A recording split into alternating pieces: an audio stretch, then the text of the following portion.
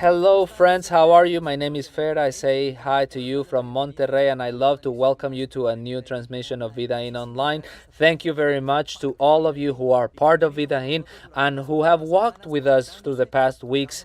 We hope that you are enjoying of these transmissions, and we do it with a lot of love. Also, for all of those who are connecting for the first time, especially if you don't consider yourself a church person, if you don't consider yourself a faith person, we love to have you here with us. Thank you. Thank you for giving us a little bit of your Sunday. I want you to know something. Our mission is to guide you into a growing relationship with Jesus, that you can know and understand that in God you can find answers. Look, today, more than ever, people are wondering if God is really interested in their needs. And maybe you're one of them. Maybe you lost your job, or you got your income reduced, or maybe you are having relational issues at home with your wife, with your children, and you're asking yourself, God, do you understand me? Are you aware of my needs? And as a church, we want to tell you, yes, beyond you feeling God or not, God is present in your life. God understands you more than anyone else, and that's what we want you to experience today throughout this service. That's why we prepared it, so that you in some way can understand and know you are important to God.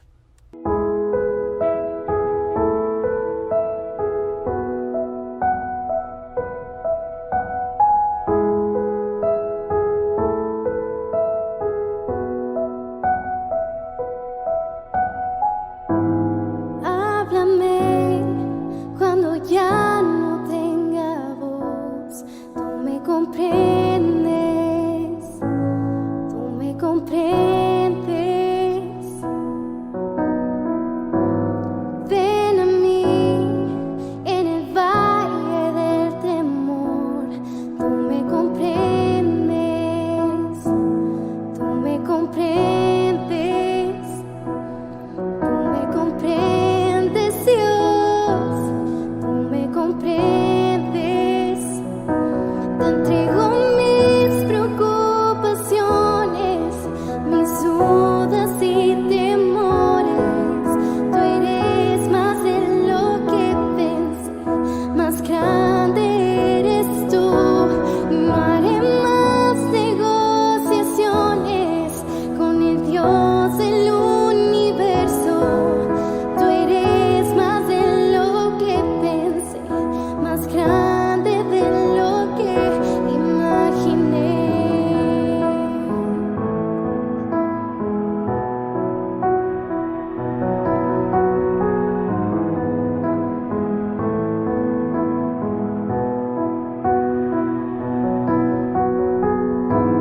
Creo en ti, pero ayúdame a dudar. Tú me comprendes, tú me comprendes.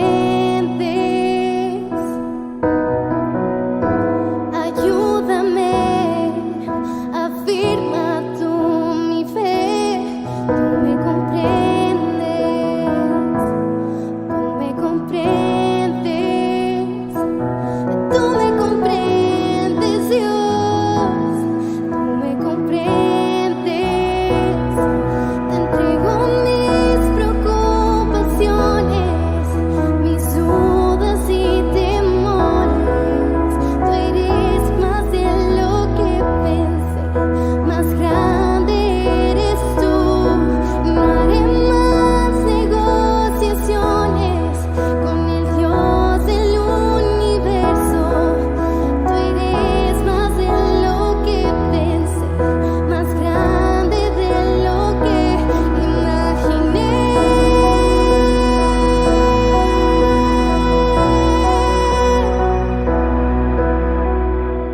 En ti, Dios, yo descansaré. En ti, Dios, todo lo pondré. En ti, Dios, yo descansaré. En ti, Dios, todo lo pondré. Te entrego mis preocupaciones, mis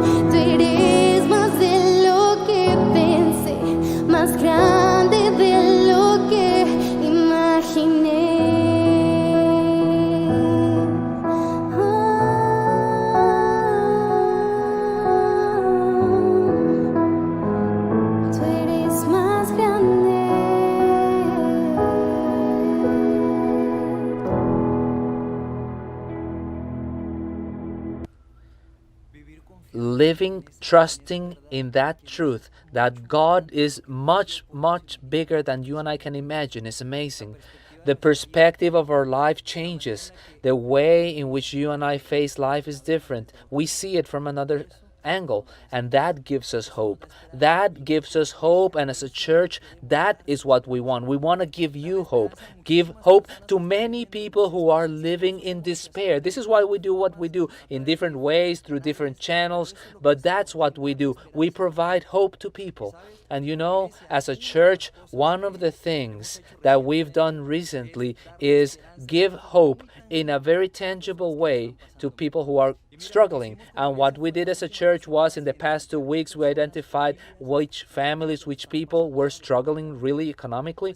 So what we did last Saturday, Sunday, and Monday was support them economically. We went house by house and we told them, hey, God is with you. And amazingly, the response of the people were crying and saying, thank you, Vidain. I didn't expect this. A woman was saying this. Literally, she said, I cannot believe someone was thinking of me and my daughter right now. It came in the perfect timing. And you know, those words are not for us. Those words are for you. Why? Because you make those stories possible. You make it possible for that economic help get to them today when they need it the most. It's because of your generosity and your commitment with God, your faith, and your constant giving that we can make it possible to give a financial aid to the families that need it the most. Thank you very much. On behalf of Vidain, we tell you thank you. Let's continue to make the difference.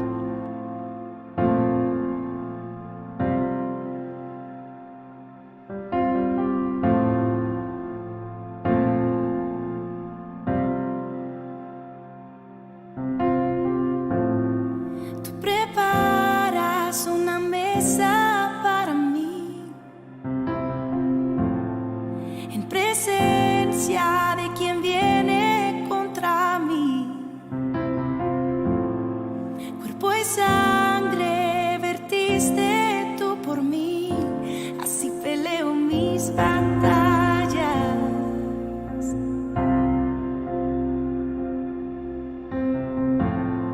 Tú preparas una mesa para mí en presencia de quien viene contra mí. Cuerpo y sangre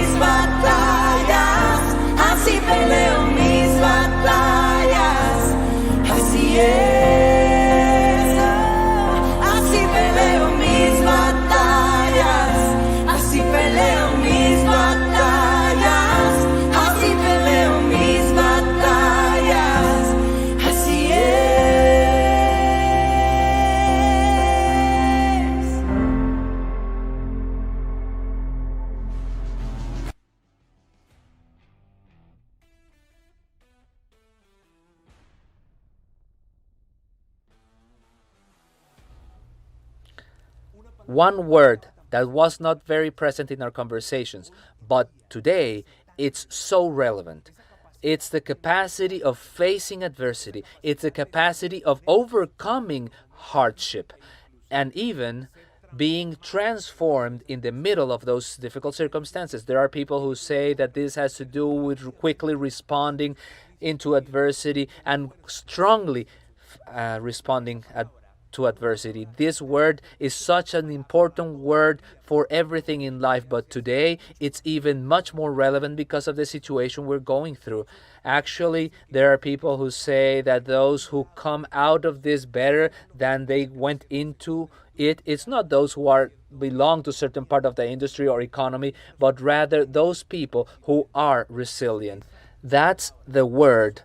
People who come out of this better will definitely, again I repeat, are people who are resilient. Friends, I'm glad to say hi to you today. Welcome. And I want to be very, very specific in the following. If this is the first time you are with us, thank you very much for doing so. Thank you for being in this transmission, on this connection. Thank you. Truly thank you. I want you to know that our desire is that you can enjoy. Actually, all that we do here is for you to enjoy it, but not only enjoy it, but we want to add value to you, and we want to add value to your faith. And maybe you say, Roberto, but I'm not a faith person, or I have a lot of doubts or whatever, and I'm glad that you are with us. One of the things we always say is this: you can come close, you can connect, you can belong to us without believing. So thank you for being here today with us. Now listen,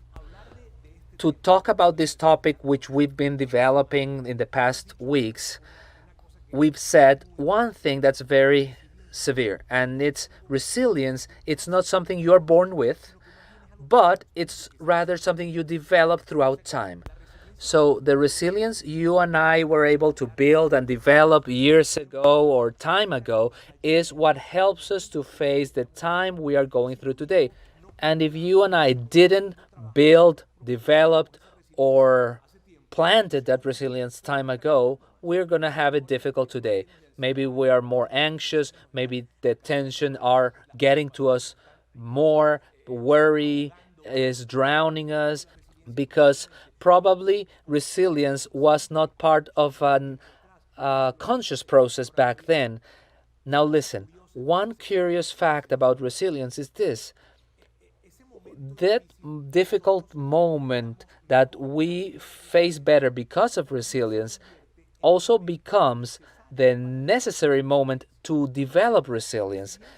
Meaning, the resilience we use to face the moment we have in front of us is the same that is formed in that moment where we are facing that situation. So what I want to say by this, and this is what we want to do through this series, is telling you that this that is in front of us, regardless of you having developed or not resilience, you need to understand that this that you have in front of you is a great opportunity for developing the resilience I need today and the resilience I will need tomorrow, because life will continue, and tomorrow there will be tensions, challenges, definitely there will be complex situations, and what will help us to answer to before those situations tomorrow is resilience.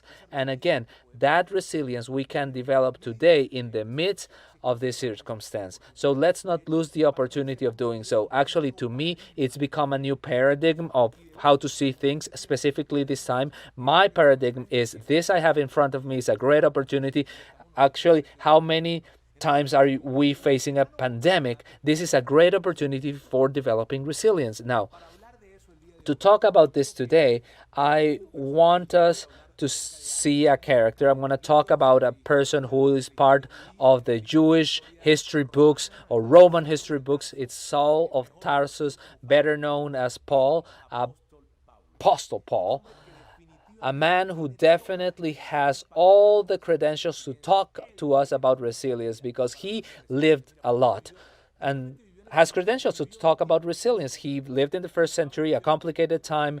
It was a time in which, beyond the complicated time he lived through, he was exposed to many complicated things: persecution from Jewish leaders, from the Roman Emperor, Actually, he died under the criteria of the Roman Empire, beheaded.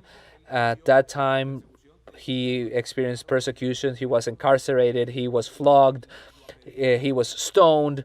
He lived as many situations as you can imagine, all of them complex. And he lived them with a lot of dignity. Actually, listen, something that's very interesting is that one of the letters Paul wrote is known as the happiness letter, the joy letter, and he wrote it in prison. Paul is definitely an example. And in a letter he wrote to the inhabitants of a city called Corinth, actually it's called Corinth. It's a city that back then was very relevant. It was a cosmopolitan city in the Roman Empire. It's now in Greece.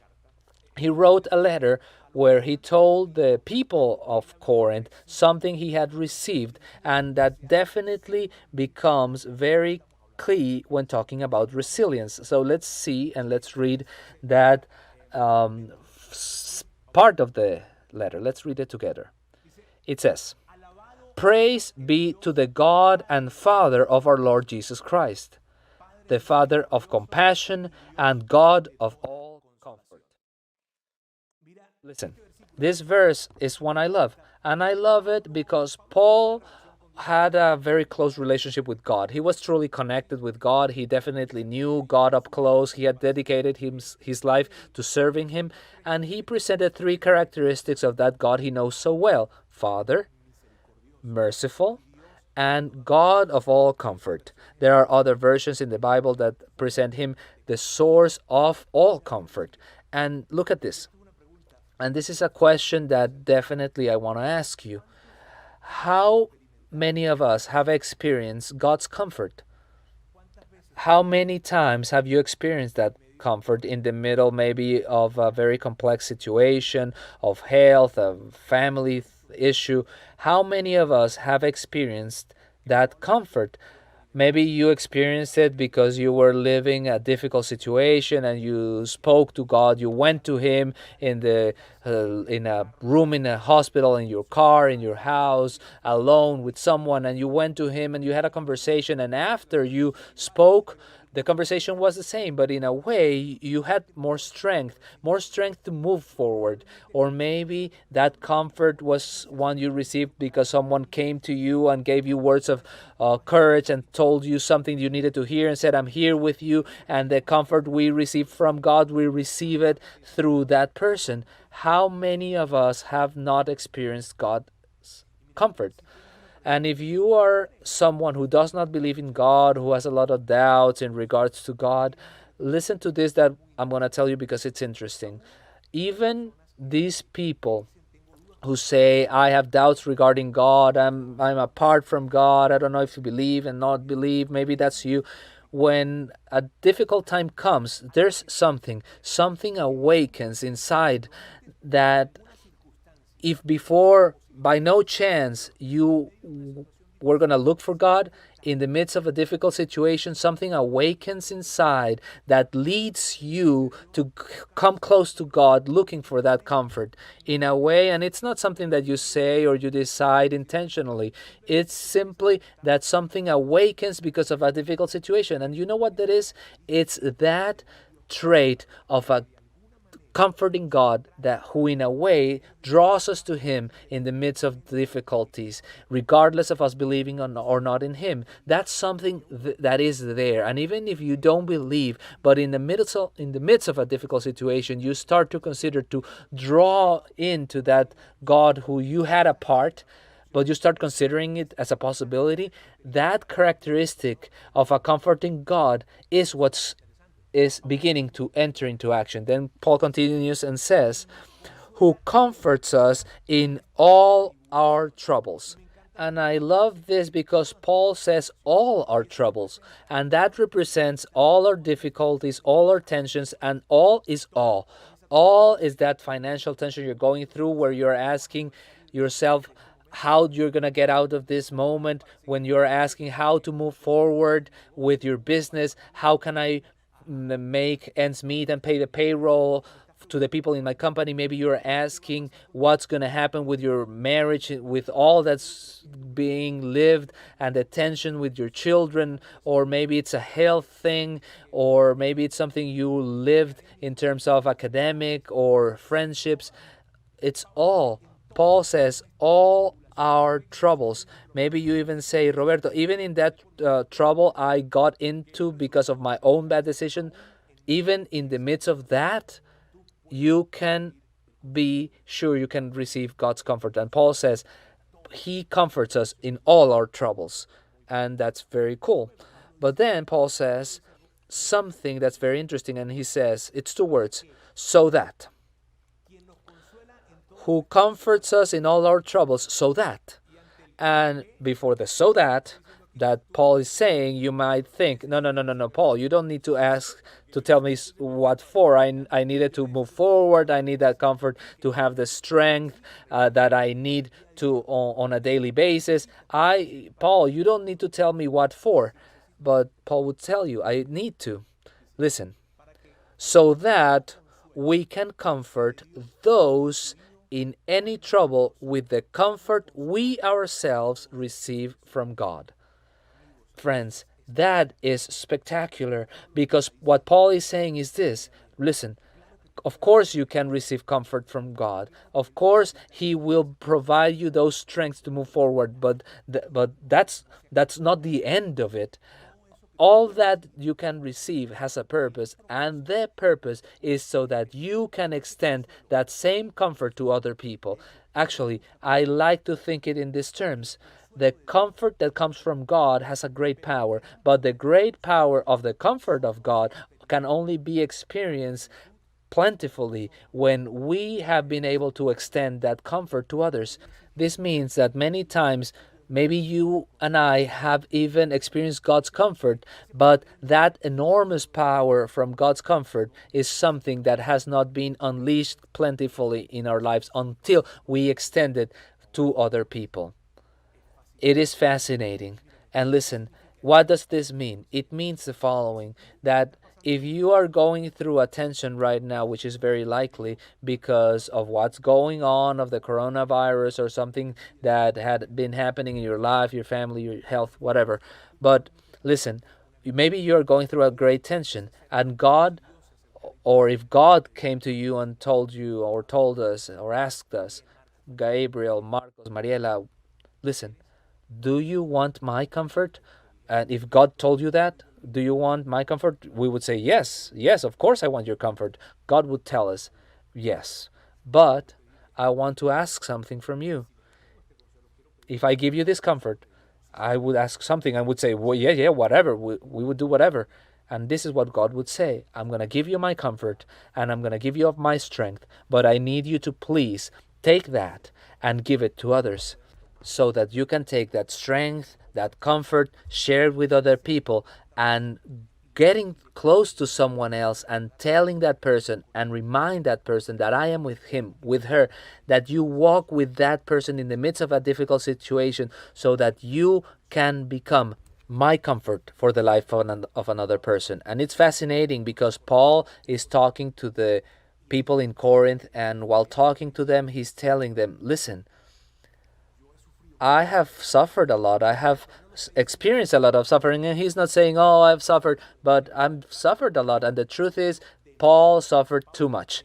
Paul, at a time, he was stoned almost to the point that the people who were stoning him thought he were dead, and they left him outside the city. At another time, Paul was at a boat. There was a storm. The boat was completely destroyed. However he could, he swam and got to a beach, and amazingly he got there. And after he got there, a snake bit him on the arm, and you cannot believe that. Yeah, he was jinxed. The thing is, what Paul was saying to the people in Corinth was this: I have suffered a lot. Actually, he says it literally like this: I have had abundant suffering. But then he says, but I've also had abundant comfort from God. Paul is telling the people this: if, yes, I have suffered, I've also received God's comfort. Actually, the reason why I have been able to receive God's abundant comfort is because I've experienced abundant suffering. And when probably you listen about Paul's sufferings, you may say, yes, I also know what suffering is. I have suffered. I can tell you what it feels to go out of your house and see the eyes of your children with tears without knowing what's happening, why dad or mom is leaving. I know what it is to see how that person who promised to be with you and to love you until death is leaving, and with him or with her, she or he is taking away your plans, your dreams, your desires, your future. And Roberto, I can tell you how much I've suffered. I know what it is to spend endless sleepless nights because I don't know what I will feed my children tomorrow. Or maybe you tell me, I know what it is to experience the loss of someone, and I still remember being in front of that small coffin, and I know what is suffering. And like Paul, you've experienced suffering. And then Paul says something, and listen to what he says. If we are distressed, and actually that if we are distressed not is an if, because it's obvious that we do. If we are distressed, it is for your comfort and salvation. If we are comforted, it is for your comfort, which produces in you patient endurance of the same sufferings we suffer. And this seems amazing because what Paul is saying here is the following: not only comfort has a purpose, but your suffering does as well. And it seems as everything is in a whole package. The comfort you are receiving and the suffering you are going through has a purpose, it has a meaning. Friends, your suffering and your pain has a meaning, it has a purpose. And maybe you listen to me say this and you think, and you don't say things like, oh, now you make me feel better. But the point that Paul wants to make is that comfort has a purpose, yes, but suffering has also a so that. And at times you have and I have asked, why God, when we're facing these type of situations, maybe right now, maybe in years past or in weeks past or months past, we've raised our hands to heaven, believing or not believing in God, and we've asked why or what for. And what Paul says is there is a what for. And when we talk about the what for of the suffering, I think of two things. One of them is this: suffering, pain, comes to be a transformational agent in the life of someone. And there is nothing as powerful as suffering and pain to transform our lives from the inside. And I love the way a woman who is one of the main directors of Facebook nowadays, how she expresses it. She was around her 30s. She wasn't yet 40. She had small children with her husband, and her husband had a heart attack and died. She expresses that it was something sudden that came into her life. It wasn't the result of a terminal illness. No, it was something that was shocking. Her husband died. She doesn't know what to do. Her plans, her future, looking forward, everything fell apart inside of her. And this was a very difficult situation for her. And she wrote a book called The B Option. And there she says this: if I have to fall, let me fall. The person in whom I will become will pick me up. And there is present what I'm telling you. Suffering and pain have a power to transform our life into something better. Like nothing else, suffering comes to our life to remove those things that have to be removed. That excess of control, that selfishness, that lack of sensitivity or compassion towards others. But as it comes to take away, it also comes to bring in those things that we need so much: that compassion, that sensitivity for others, that understanding that life is much more than what we live. A lot of times suffering comes to shake us and make us understand that life is, or what are the things that are really important in life. And I know that in the middle of this time that we're living, you probably, one of the reflections have made is there were so many things I thought were fundamental for living, and I've realized from this that we're living that they're really not. Isn't it true? Because that's what pain does, crisis does, suffering does. Now, the second thing that suffering does, and actually I believe this, it's the main and the most important, is that comes to make our pain and our suffering to become comfort to others, that it is useful to help other people. Friends, today you are going through a situation, a difficult one, or you have gone through a recent crisis, tension, and that situation, that crisis, that suffering has a purpose of helping other people. Because if you and I have experienced suffering, know and understand very well this. It is impossible to rise up healthy from a difficult moment alone. It's not possible to rise up in a healthy manner from that situation or those crises that present. Now look at the implication of this. That means that right now, around you, close to you probably, there are people who are suffering, who will not be able to rise up without you, who will not be able to stand up without me. Imagine what this represents then. Friends, this is a reality. The main purpose of suffering comes so that we can become the comfort from God to other people, the voice of God and the hands of God for other people. And maybe you are thinking, Roberto, I don't know, I think that's too romantic probably, or too religious maybe, what you're saying, but it's not the case. Listen, many years ago, I read a book written by a psychiatrist, a Jewish psychiatrist, who was in the concentration camps. His name was Viktor Frankl, and he wrote a book called The Man in Search of Purpose. And one of the things he wrote, and this was the result of being in the Nazi concentration camps, and one of the things he writes in his books is this: in most cases, most often, I see suffering stops being suffering at the moment it finds purpose, at the moment it finds significance. Imagine what this person is saying. This is a man who has a tragic experience as going through a concentration camp. He's saying, this is something I've seen many times, and in most cases, that suffering someone is experiencing disappears, not because the situation creating the suffering disappears, but because that suffering, or in the midst of it, you find significance, you find purpose. At that moment, suffering stops being suffering. And if you are someone who does not believe in God or has a lot of questions about Him, this applies to you as well, because that suffering you're going through, at the moment you find something useful to do with that suffering. And I mean useful, I refer most of the times with helping other people. When you manage to find something useful to do with that suffering of yours, your suffering disappears.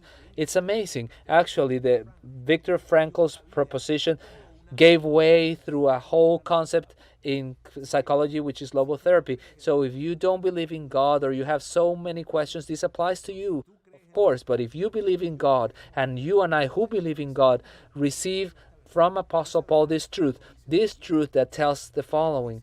It says, your suffering, my suffering, has a big purpose. Which purpose, Paul?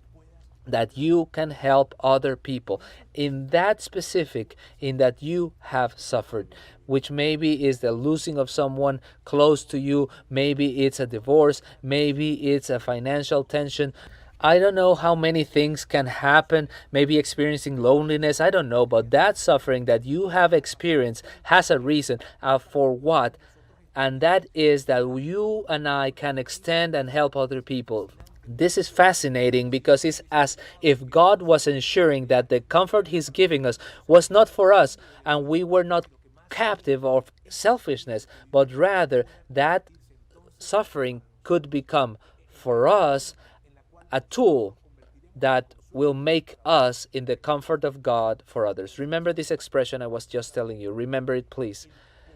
The power of the comfort from God will not be complete in our lives until we have not extended that comfort to other people. So friends, that is generating resilience in our lives. That will prepare us and will fill us of strength to face what we are facing and what we will face tomorrow. My encouragement to you is that you can be that comfort to others, and that means probably a message or a text message or a daily text message, or maybe it means a telephone call, or maybe it means even visiting someone in some way. Maybe it means taking a dish of food, and it's not asking, do you want something? It's what time can I bring it to you? No, it doesn't matter. No. At what time can I bring it to you? Probably that means some money that you can give that person. Roberto, I don't have 50, 100 pesos, whatever. It's not the amount, but what it means, what it represents. Do you know what it represents? What? Comfort from God to them. Strength to be able to move and walk a second mile. So, friends, you and I will become, definitely through our suffering, in the comfort from God to others. And it will be something spectacular. Allow me to pray for you right now. God, I want to thank you so much for the opportunity you present us of living this, because today we understand that this suffering that we have in our lives, regardless of what it is, has a great for what. And what I want to do is join my faith with the people who are watching right now, and I want to ask you that you, God, can help us to experience that comfort, and then when we become that comfort to others, because right now there are people who won't be able to stand up without that comfort arriving, and we want to be responsible before this. Thank you very much for this opportunity. I present every person in this place with the certainty that in you, of course, we can receive your comfort. In the name of Jesus, amen. Thank you very much, friends. We are still in touch.